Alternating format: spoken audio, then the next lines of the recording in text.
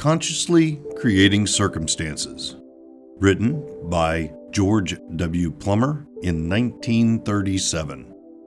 Narrated by Richard Schaefer. Chapter 12. Employment. These days, a job or the absence of it seems to be uppermost in the minds of many people. How can you get a job? Or a better one? By using a thought form. Not so long ago, a man I know was out of a job. He knew about thought forms, but having had an easy life up to then, had not bothered to use them. After several months of idleness, with his funds disappearing rapidly, he suddenly woke up to the fact that he was merely doing what everyone else was doing who was out of work, walking from place to place wherever he hoped there might be a job, and advertising in the newspapers, and he was rapidly getting nowhere. He decided that he would come to life and use the power of thought forms, but how was the question? There was a certain office where he felt sure he could be useful.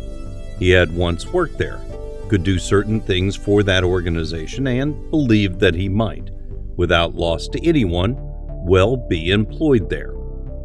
So, he set up a picture of himself at work there, right in the office, and at a certain desk he knew was not then being used. He clearly outlined the kind of papers he would be working on. He visualized himself receiving a pay envelope. He built up many details of the picture and then impressed it hard and often on the universal mind. He got the job. Was that a successful thought form? Well, apparently so, for he got what he was after. But he failed in one important point, and soon afterwards lost the job. What was the thing he did wrong, and which therefore brought him only to temporary and mild success with that thought form? Do you see it? His mistake was in specifying the particular office he was to be employed at. He believed they needed him, and the power of his thought created a temporary condition that agreed with his idea. But basically he was wrong.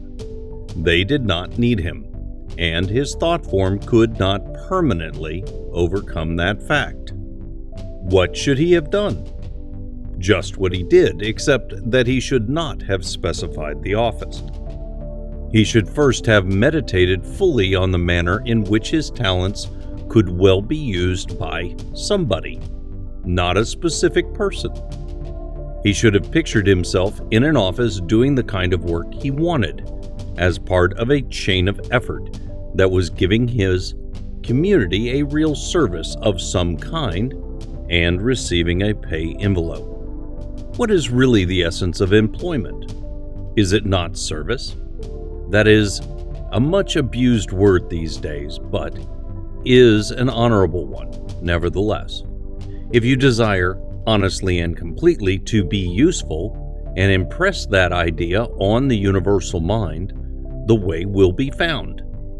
The answer may be entirely different from what you expect, but when it comes, accept it wholeheartedly and put all of yourself into whatever it suggests. The story about the man, which I have just related, a true one by the way, has a happy ending. After being discharged from the job he secured, he had wit enough to realize his error. He went right to work on another thought form of more general nature, without specifications as to how or where it would work out. His emphasis was put on himself as really serving. A close friend of his soon came to him and hired him for a totally unexpected kind of work, which he was glad to undertake, and that job he has held, with his pay increased twice since.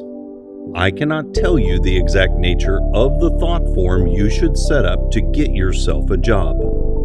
I can and have told you what to do in a general way, which is all anyone can tell you. Now, let me add a few don'ts. Do not see yourself replacing anyone in a job. That would probably be bad for the other person and so could not do you good. Do not specify minutely the kind of work you want to do. There may be a better kind of work for you. Do not say that you are going to get a job by such a time. Your best work may not be ready for you, and no matter what your present needs may be, your best work will be better for you in the long run if you have the courage to wait for it. Do not see yourself getting money by clever deals with other people. Those clever deals may not be good for the others, so they will not be good for you. Do not see yourself hoarding the results of your labors. There is plenty for all, even though few know it. There is certainly plenty for you. See yourself using the fruits of your labors constructively to help others, to serve the community, to build up the business you become a part of. These are a few of the principal errors to be avoided. There are others that you will find for yourself unless you stay close to the general rules laid down. And above all, remember that after you have made up your thought form correctly and consistently, stamp it on the universal mind. You must act in full confidence that it has become a fact in the world of thought and will come true before your very eyes.